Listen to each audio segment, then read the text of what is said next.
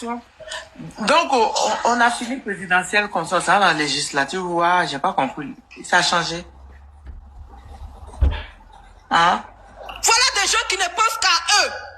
Dis-moi, Tania, 2020 là, quel amendement ils ont apporté encore à l'Assemblée nationale là? Quelle loi ils ont réussi à faire voter? Dis-moi. Qu'est-ce qu'ils ont apporté à la population ivoirienne en l'an 2020 là? Ils étaient combien même à l'Assemblée nationale? Parce que vous dites que vous partez vous battre votre peuple, non? Vous avez apporté quoi à ce peuple-là? Je veux savoir. C'est que vous êtes allé chauffer les bancs, comment on appelle ça, de l'Assemblée nationale là. Vous avez apporté quoi? Les Ivoiriens vont se lever, aller se battre. Chaque fois qu'on va commencer un combat, il y a quelqu'un qui doit venir tous les jours gâter le combat. C'est-à-dire qu'on n'est même pas encore arrivé quelque part. Vous annoncez que vous allez aux législatives. Avec quelle liste électorale? Avec quelle liste électorale vous allez aux législatives là? Ils ont fait l'audit de la liste électorale là que vous partez? Mais wallahi billah, si je vous ai laissé là, c'est que c'est pas ma maman qui m'a accouché. Tania, vas-y.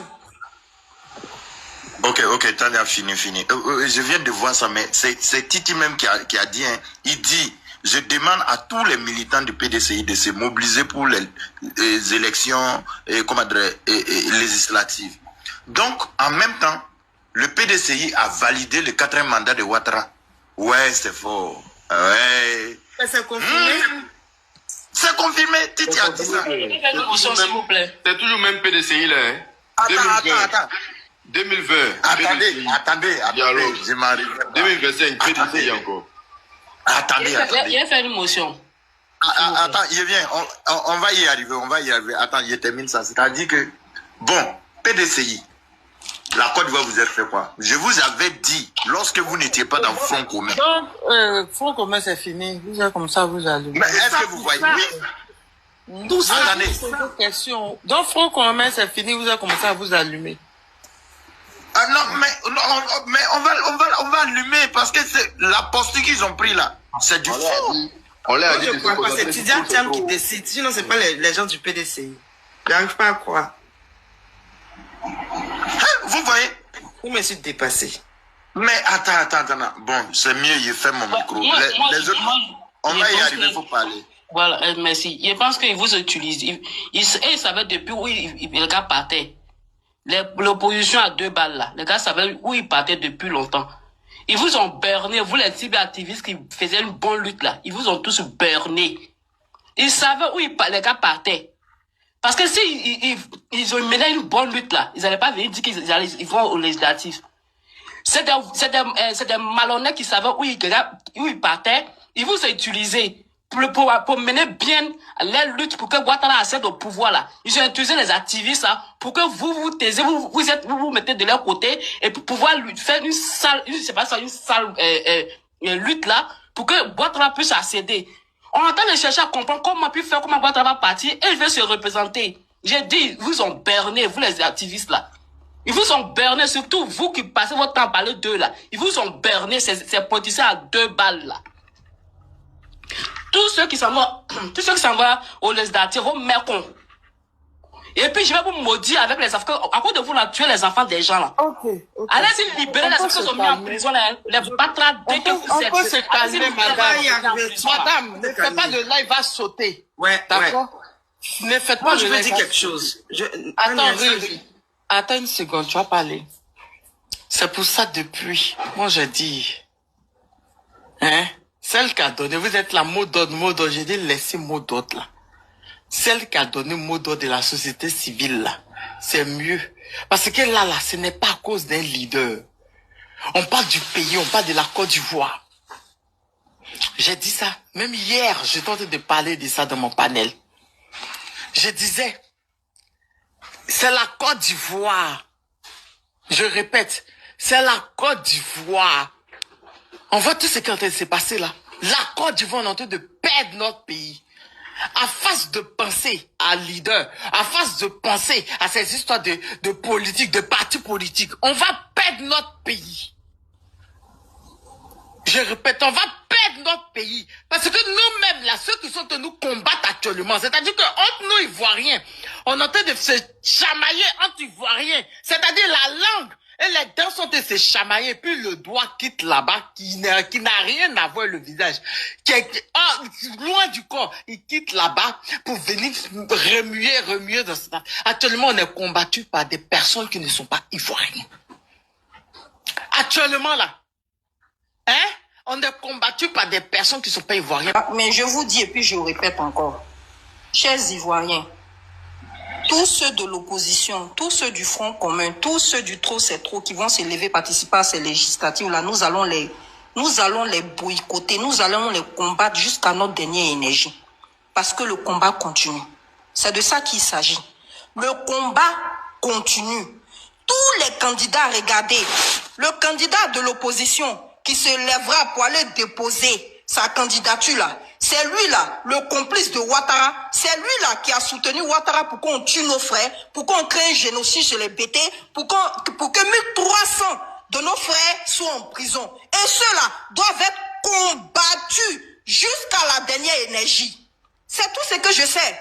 Oui, Abbé, il faut communiquer ou pas, c'est pas mon problème. Je dis celui qui se lève, quel que soit le parti politique, PPACI, PDCI, qui ira aux législatives, est le complice des meurtres que Ouattara a commis pendant ce simulacre d'élection en 2025 que nous ne reconnaissons pas. Alors, de facto, cette personne-là devient l'allié de Ouattara et nous allons le combattre jusqu'à la dernière énergie. C'est tout ce que je dis. À part ça là, le reste là, je ne dis rien. Mais tant que nos frères qui sont en prison ne sont pas dehors, tant que ce contentieux-là n'est pas vidé, personne n'ira aux législatives, le combat continue. C'est tout.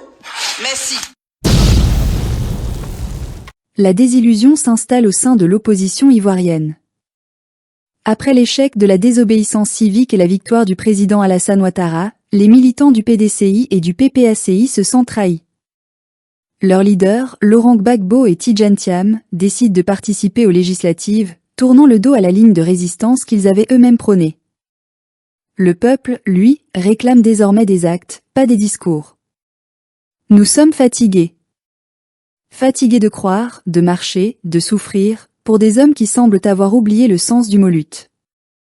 Fatigués de donner notre sang, nos voix et nos vies pour des causes qui finissent par se transformer en calculs électoraux, en deals de couloir, en alliances de circonstances. Oui, nous avons longtemps cru en eux, Laurent Gbagbo, Tidjane Thiam, ces visages de l'opposition qui se présentaient comme les porteurs du flambeau de la liberté. Mais aujourd'hui, après tant de sacrifices, tant de morts et tant d'exilés, nous avons le droit de poser la question. Ont-ils encore conscience du peuple qu'ils prétendent représenter? Car ce peuple, nous le voyons tous les jours dans les rues, dans les villages, dans les familles brisées. Ce peuple, ce sont les jeunes abattus en 2020 pour avoir manifesté contre un troisième mandat. Ce sont ces mères qui ont vu leurs fils partir et ne jamais revenir. Ce sont ces militants anonymes du PDCI et du PPACI, morts avec la certitude que leurs leaders portaient en eux la promesse d'un changement véritable. Mais à la fin, que voyons-nous? Des appels à participer à des législatives, à s'inscrire sur des listes électorales organisées par ceux-là même qu'ils disaient vouloir combattre. Quel message envoient-ils à leurs martyrs? Quelle leçon donnent-ils aux vivants? Nous avions cru que la désobéissance civique était une ligne rouge. Une position ferme. Un acte de résistance historique contre la confiscation du pouvoir. Mais voilà que ceux qui ont demandé au peuple de se lever, de risquer sa vie pour la démocratie, se précipitent aujourd'hui pour siéger à l'Assemblée nationale d'un régime qu'ils qualifiaient hier encore de dictatorial. N'est-ce pas une forme de trahison? N'est-ce pas là le plus grand mépris pour la mémoire de ceux tombés sous les balles d'un pouvoir sans pitié? Nous ne voulons pas être ingrats. Nous savons ce que Laurent Gbagbo représente pour l'histoire de ce pays. Nous savons le prix qu'il a payé, le poids de l'exil, les années de détention à La Haye. Mais l'histoire ne se nourrit pas seulement de souffrances passées. Elle exige de la cohérence, du courage, de la vérité.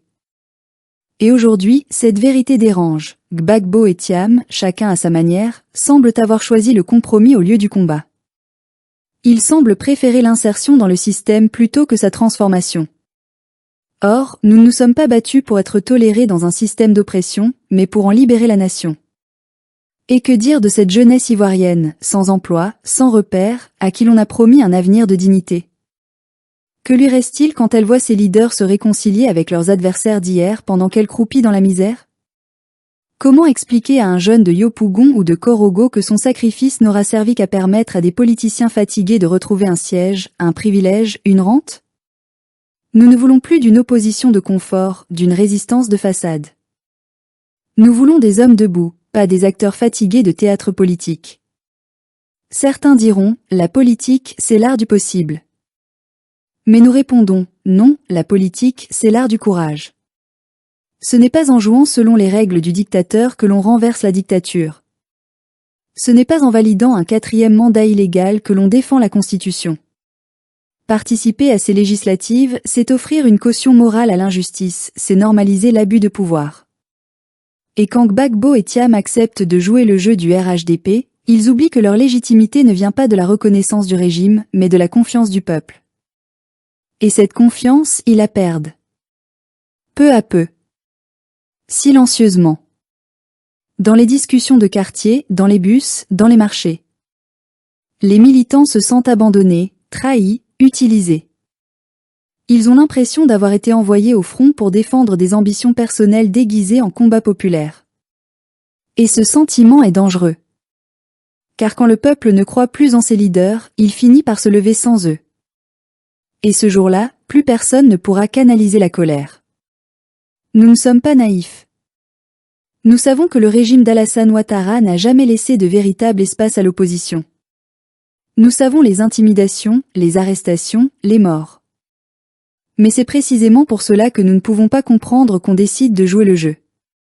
Le courage politique, ce n'est pas de se taire pour éviter la prison, c'est de dire la vérité, même si cela coûte la liberté. Et la vérité, aujourd'hui, c'est que le pouvoir a piétiné la démocratie, et que l'opposition, par sa docilité, en est devenue complice. Ce que nous voulons, ce n'est pas une opposition qui court derrière des sièges, mais une opposition qui inspire. Une opposition qui parle au nom de la dignité, de la souveraineté, du panafricanisme, pas de la diplomatie de couloir. Une opposition qui fait rêver le peuple, comme Gbagbo le faisait dans les années 1990, quand il incarnait l'espoir d'un renouveau national. Où est passé cet esprit-là? Où est passé cet homme qui disait « On ne gouverne pas un peuple digne avec des fusils, mais avec la justice » Nous n'appelons pas à la haine. Nous n'appelons pas à la guerre. Nous appelons à la lucidité. À ce sursaut moral qui fera comprendre à nos leaders qu'ils ne sont pas éternels, qu'ils n'ont pas le monopole de la lutte, qu'ils doivent préparer la relève et écouter la base. Car la Côte d'Ivoire ne se sauvera pas par les urnes d'un régime verrouillé, mais par l'unité d'un peuple conscient de sa force. Alors oui, nous restons fidèles à l'idéal de Gbagbo, mais pas à ses erreurs. Oui, nous respectons l'histoire du PDCI, mais pas sa mollesse face à l'injustice. Nous ne voulons plus d'alliance d'élite, mais d'une alliance du peuple. L'histoire retiendra que ceux qui se sont tus face à la trahison ont cautionné la défaite. Et nous refusons de nous taire. Parce qu'un jour, la vérité triomphera du mensonge. Parce qu'un jour, la Côte d'Ivoire se relèvera, non pas grâce à des politiciens fatigués, mais grâce à des citoyens debout, fiers, dignes et libres. Nous, le peuple, n'avons plus peur. Et si nos leaders ont choisi la compromission, alors nous reprendrons la lutte. Car notre cause n'est pas celle d'un homme. Elle est celle d'une nation.